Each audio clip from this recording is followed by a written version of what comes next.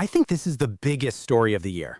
I think you're 3 months early. I'm Milo. I'm Mila. This is AI Daily. Later in the show, we're going to talk about something that sounds like science fiction, AI that can predict how a drug will affect human genes, based only on the structure of a chemical. But we have to start with Anthropic.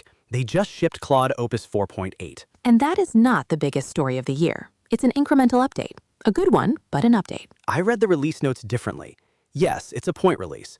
It's better on benchmarks, faster, cheaper, and fast mode, all the usual things. But the new feature is what matters. Configurable effort. Explain that.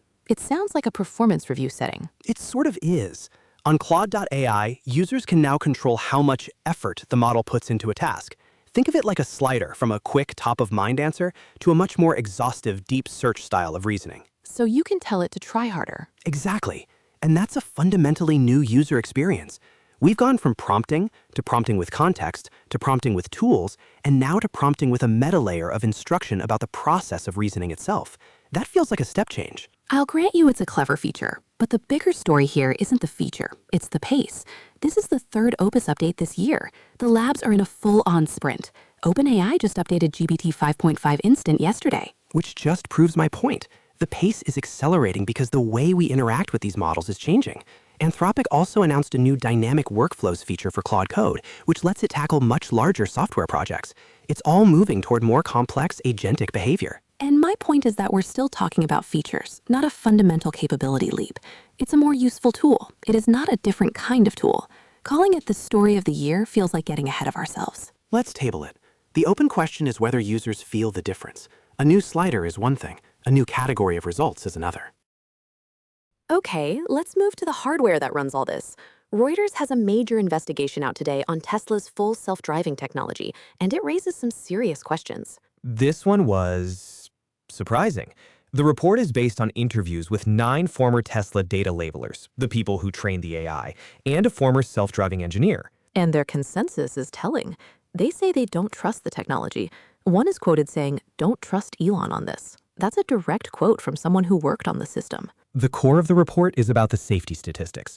Reuters, along with 11 traffic safety researchers, found that Tesla's methodology for claiming FSD is safer than human drivers is, in their words, deeply flawed. How so? The main issue is how they count miles. Tesla's safety stats only include miles driven with autopilot or FSD engaged. The system disengages right before a likely crash, and that final, critical second of driving doesn't get counted in the AI stats. It gets counted in the humans. The investigation suggests this inflates the safety numbers by a factor of 3. So the AI gets credit for the easy miles, and the human gets the blame for the hard ones. That's the argument.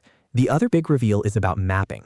A key claim from Tesla has always been that their camera-based approach doesn't require the kind of high-definition pre-mapped environments that competitors like Waymo use. But the report says they do map them. Extensively for their robotaxi services.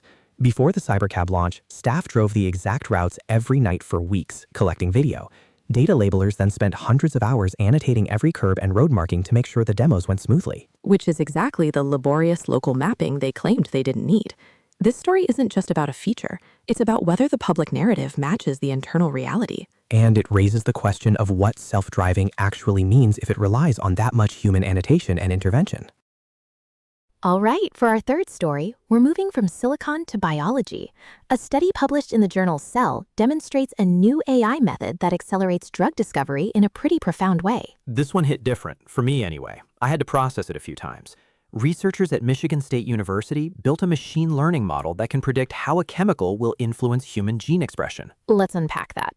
Normally, to find a new drug for a disease, you have to test millions of chemical compounds to see what effect they have on cells.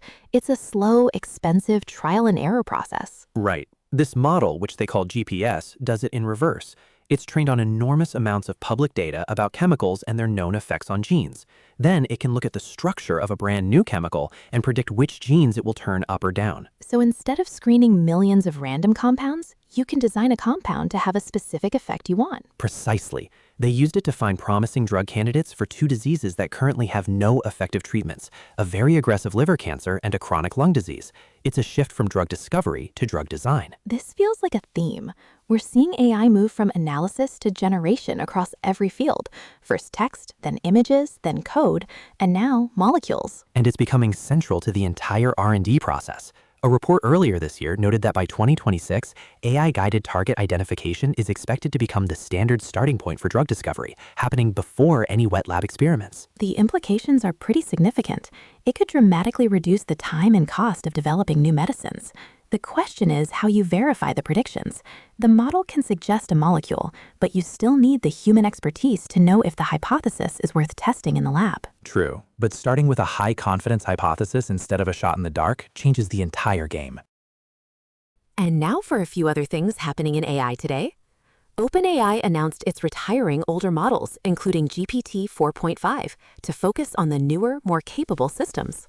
Thomson Reuters is calling for a fiduciary-grade standard for AI used in high-stakes professional fields like law and tax, where verifiable, authoritative outputs are non-negotiable.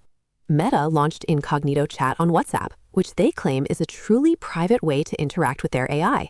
They say not even Meta can see the conversations. And in hardware news, NVIDIA CEO Jensen Huang said the company plans to invest around $150 billion a year in Taiwan to build out its AI infrastructure. So, story of the year? I'm sticking with it. The slider is the start of something. We'll see. Maybe the real story of the year is the one we can't predict yet.